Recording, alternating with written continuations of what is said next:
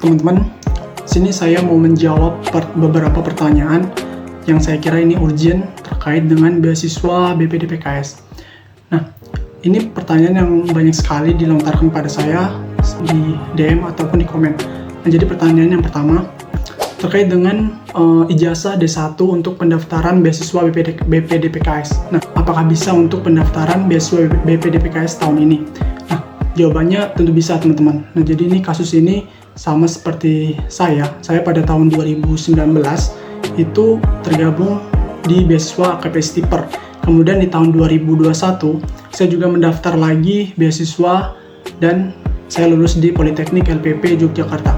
Tapi ada syaratnya, teman-teman. Nah, syaratnya teman-teman hanya perlu jeda atau ada rank 1 tahun. Saya waktu itu di tahun 2020-nya saya kerja di perusahaan dan itu ranknya 1 tahun, dan di tahun 2021 saya bisa mendaftar lagi di program beasiswa BPDPKS ini.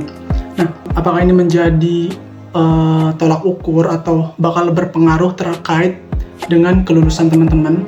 Mungkin itu tergantung daripada panitia penyelenggara, cuman yang menentukan teman-teman lulus itu tergantung daripada kompetensi hasil daripada tes pengetahuan akademik sawit, psikotes, dan juga interview. Pertanyaan yang kedua. Nah, terkait dengan pertanyaan kedua ini, banyak yang bertanya apakah bisa mendaftar beasiswa ini tapi dia tidak memiliki lahan perkebunan kelapa sawit.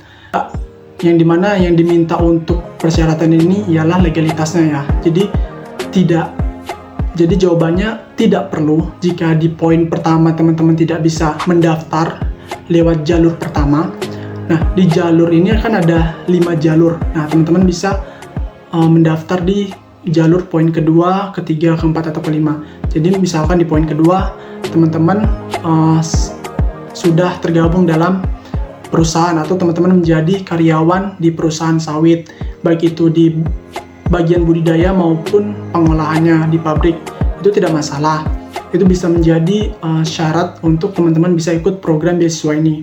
Kemudian yang poin ketiga, misalnya orang tua dari teman-teman itu sudah tergabung menjadi karyawan di perusahaan sawit. Nah, teman-teman bisa melakukan pendaftaran ini. Atau teman-teman dan orang tua tergabung dalam organisasi koperasi yang berfokus di bidang budidaya di daerah teman-teman.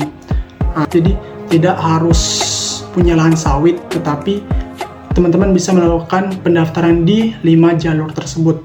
Nah, kemudian pertanyaan yang ketiga. Nah, ini ada yang bertanya nih.